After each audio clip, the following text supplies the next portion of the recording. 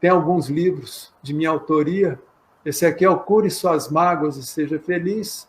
Esse aqui é um livro que eu escrevi sobre psicopatologia. Esse aqui eu falei sobre os medicamentos psicofármacos. Esse aqui eu falei sobre os florais de Bach. E esse outro livro aqui é em coautoria com a Eliana Barbosa, que chama Dieta dos Símbolos, e foi publicado pela editora Melhoramentos. E no mais é isso aí, Walter.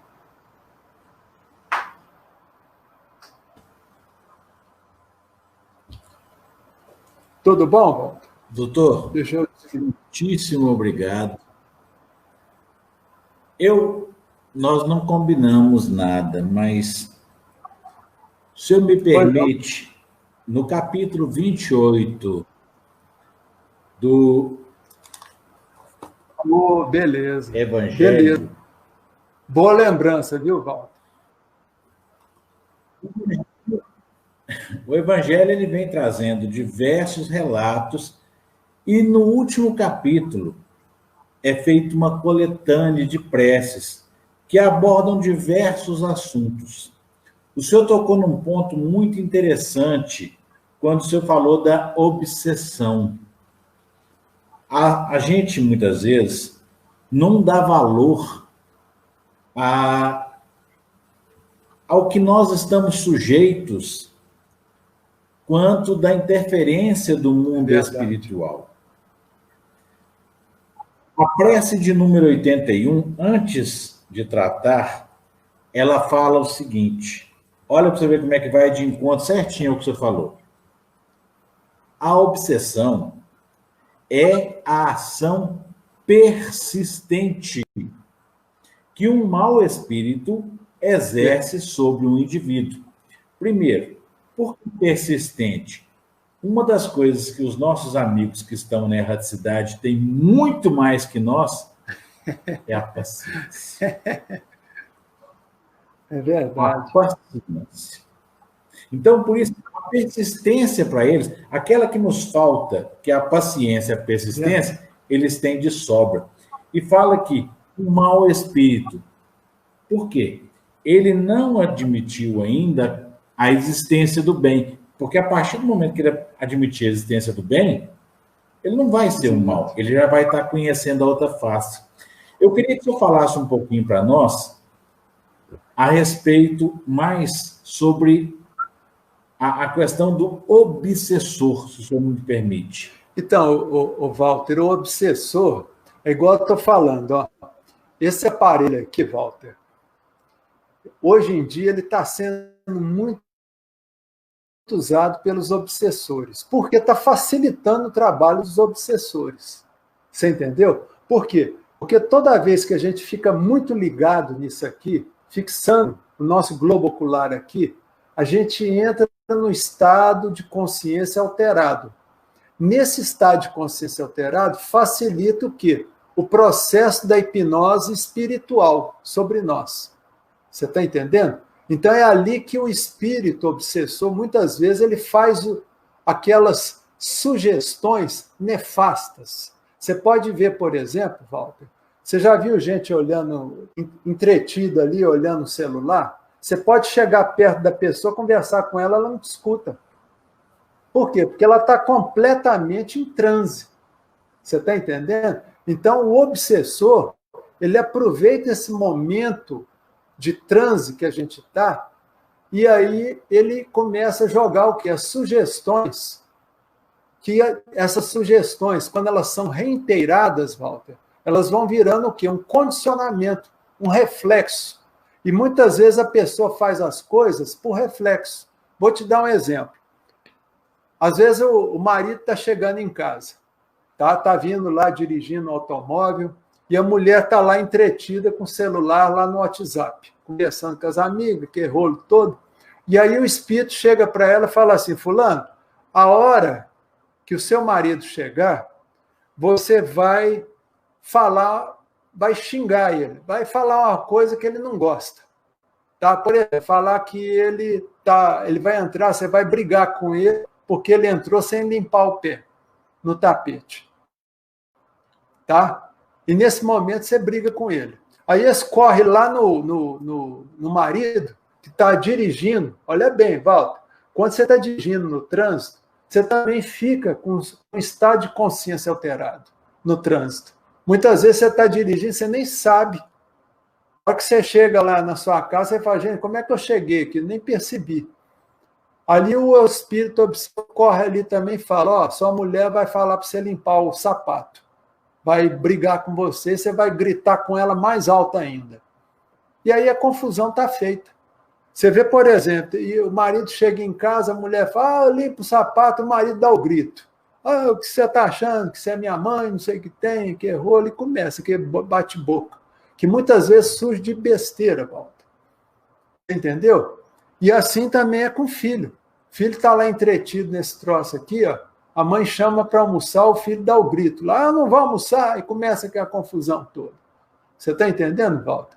Então, esse aparelho tem facilitado demais as obsessões. Tanto é que tem uma estatística, Walter, que fala o seguinte, que de 2012 para cá, o suicídio, a taxa de suicídio, ela cresceu 200%. Será que é coincidência? Foi quando isso aqui começou a ficar popular. Ó. Você está entendendo? Então, quer dizer, não é coincidência. Você entendeu, Walter? Porque antes, por exemplo, um obsessor, para te atacar, ele tinha que aproveitar o momento que você estava dormindo, no começo ali do sono, para poder começar a fazer sugestões. Tá? Então, quer dizer, hoje não, a tecnologia tem facilitado muitas obsessões. Tá? Principalmente esse tal de smartphone, que é uma telinha pequena. Você entendeu, Walter? Vamos falar para os nossos amigos e irmãos que estão assistindo. Acaso eles tenham alguma pergunta, por favor, pode passar aí através dos comentários do vídeo no Facebook, que eu repasso para o doutor Fernando aqui. Doutor, o senhor falou uma outra coisa muito importante que a maioria das pessoas não tem conhecimento. É o poder que nós temos de doutrinar, e não é só os desencarnados, não, aqueles que estão na erradicidade, não. É como se fosse uma terapia. Fala para nós um pouco a respeito do que o senhor acabou de comentar aí, dessa sugestão que a gente pode fazer. Digamos, nós temos um filho que está sendo problemático. A gente sentar, enquanto ele está dormindo, porque quem dorme é o corpo físico. Exatamente. Fala a respeito dessa sugestão que a gente pode... Essa sugestão, por exemplo, é o seguinte, você tem um filho problemático, às vezes até marido problemático também, viu? Isso é bom para as mulheres também. Às vezes o marido está lá começando a cachaça, que é trem, e está difícil, não adianta conversar com ele conscientemente, viu, Walter? Mas aí essa técnica, por exemplo, de você conversar com a pessoa no estado de sono. Então você espera a pessoa dormir, seja filho, seja marido, seja esposa, e aí você evoca, olha bem, Walter, você vai evocar o espírito da pessoa. Você fala assim, fulano, senta aqui na cama, na beirada da cama, quer dizer, o espírito. E aí você conversa com esse espírito de uma forma tranquila. Fala, fulano, agora que você está fora do corpo, vamos conversar de adulto para adulto. Então, por exemplo, você pode pegar, viu, Walter? Isso funciona até com criança de 1 ano, 2 anos, 3 anos, criancinha de colo, bebê. Você pode fazer isso com bebê. Porque a gente sabe que o espírito que está ali no bebê... Na barriga.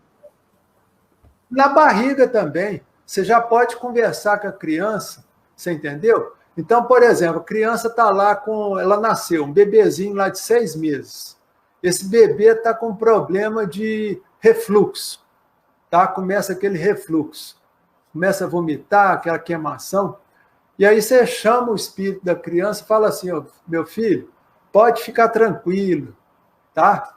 A vida é boa, você pode confiar no papai, na mamãe que você tem, fica tranquilo, não precisa ficar com medo, eu sei que não é fácil reencarnar. E aí você vai doutrinando aquela pessoa, tá? Durante o sono, Walter. Então é muito mais fácil. Então vamos supor, a mulher tem um marido lá que está começando a ficar amigo da cachaça. Então todo dia ele vai lá no boteco tomar uma biritazinha. Aí o que faz? Ela espera, a senhora lá espera o maridão dormir. Depois de uma meia hora, 40 minutos, ela evoca o espírito lá do bichão e fala assim: ó, senta aqui na cama, vamos conversar de adulto para adulto. Tá? Ó, você está começando a tomar bebida com os amigos, você tem que aprender a falar não para esses amigos que estão te chamando para o boteco, porque é tudo amigo da onça. E você é um pai de família, tem responsabilidade, e você sabe muito bem que a bebida vai te levar para o buraco. Você pode ter certeza que a mulher fazendo isso 3, 4, 5 noites dá um resultado fantástico. Por quê, Walter? Porque você está fazendo uma contra-hipnose. Deu para entender? Você está fazendo uma contraposição a uma hipnose que foi feita pelos obsessores. Você está entendendo? Porque o obsessor também está por trás dessas coisas. Fica ali atentando. A gente tem que levar em consideração que quando a gente tem, principalmente, uma pessoa dedicada ao vício, não é apenas um doente que é o caso. Exato. Porque aqueles nossos irmãos que estão na erraticidade, eles não têm mais o corpo físico, o corpo material. E eles fazem o quê? Vampirizadores. Então, muitas vezes, a gente não vai tratar com apenas um. Ótimo. Ele está movido ali por um desejo dos irmãos que também se compraram do vício dele. Exatamente. Então, o que o doutor está falando não é que nós vamos fazer esse tratamento, é um papo sério. É simplesmente a gente conversar. E em momento algum, tá? O doutor pode falar isso aí, avalizar o que eu vou falar. Falte com respeito e a educação. É claro. É claro. Viu? Porque ali você está falando com o espírito da pessoa, aquele espírito eterno. E os outros que estão por perto também. E todos que estão ali junto, ali na psicosfera dele. Estão grudados ali, vampirizando ele. Então, quer dizer, por isso que é importante, Walter, a gente fazer o culto do evangelho todo dia.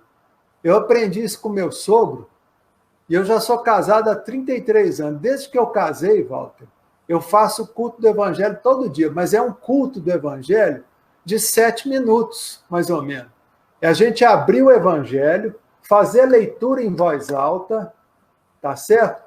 Agradecer a Deus, pedir a fluidificação das águas que estão no copo e pedir a Jesus para colocar um cordão fluídico de proteção em volta da nossa casa. Você entendeu? Então, quer dizer, o culto do evangelho é bom por isso, porque todos os espíritos que estão ali em volta, você está entendendo? Obsessores ou não, eles vão o quê? Eles vão escutar aquela palavra, aquela leitura que você está fazendo, que serve tanto para você quanto para os seus obsessores também. Você entendeu? Uhum. Outra coisa que eu acho muito importante a gente frisar. O senhor bem disse que a depressão não existe registro, por quê? Os atestados de óbitos não constam lá. Depressão. Não. Então, não se tem uma estatística real do problema. Não.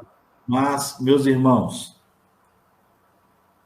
a depressão, ela mata muito mais do que essa pandemia aí. Muito mais. Muito mais do que acidente, violência no trânsito, crimes bárbaros, assaltos. Acidente no trânsito. Tudo isso somado, ela é uma doença silenciosa, que encontra respaldo principalmente na falta de credibilidade que o ser humano, na autoestima baixa. Descartes dizia lá, antes de Kardec, isso. Penso, logo existo. Olha a força do pensamento. Olha o quanto a gente subjuga as nossas forças. E a gente esquece de pedir o principal, aquele que está ao nosso lado o tempo todo, o nosso anjo da guarda. Ah, é. Ô, Walter, a verdadeira pandemia que nós estamos sofrendo, e vamos sofrer nesse século, a verdadeira pandemia é a depressão. A depressão ela é pandêmica. Você está entendendo? Porque ela atinge o mundo inteiro. Você entendeu? Por exemplo, as pessoas que têm ansiedade, muita gente fala ansiedade, não sei o que lá, papapá, mas ansiedade é um dos sintomas da depressão. Você entendeu? Então, quer dizer, e a depressão é uma doença que faz o quê? Comorbidade, quer dizer, ela tem uma relação muito estreita com o quê? Com a obsessão espiritual. Você está entendendo? E tem relação com aquela pessoa também que sempre está com pezão lá no passado. São pessoas que vivem no passado, com o pé preso no passado. Às vezes eu brinco, eu falo, a depressão é uma doença de passadite aguda. É aquela pessoa que carrega o passado e não desprende do passado. Você está entendendo? Então é muito sério isso, tem matado e vai matar muita gente, viu, Walter? Infelizmente. Só para a gente encerrar com chave de ouro, eu gostaria que o senhor falasse sobre as pessoas, muitas vezes, olha, Kardec indagou aos nossos amigos da espiritualidade qual era a definição de felicidade. E eles falaram, fé no futuro. A posse do necessário. Perfeito. E a consciência tranquila.